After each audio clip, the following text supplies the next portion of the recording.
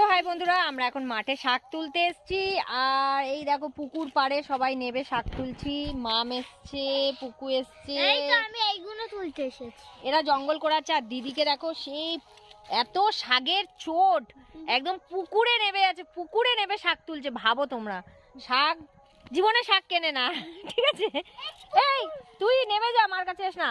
আর ওই দেখো একদম পুকুর পাড়ে নেবে কোথায় চলে গেছে, যদি পড়ে কি মরে কোনো ভয় নেই, একদম পুকুরে নেবে চলে গেছে, ওখান থেকে শাক তুলছে।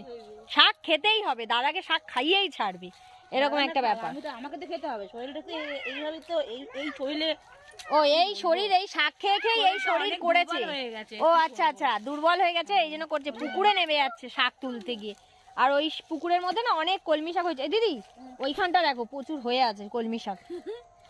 আর পুকুরটা দেখো কত সুন্দর লাগছে। তো চলো টাটা বাই বাই, আমরা শাক তুলি, তোমরা দেখো।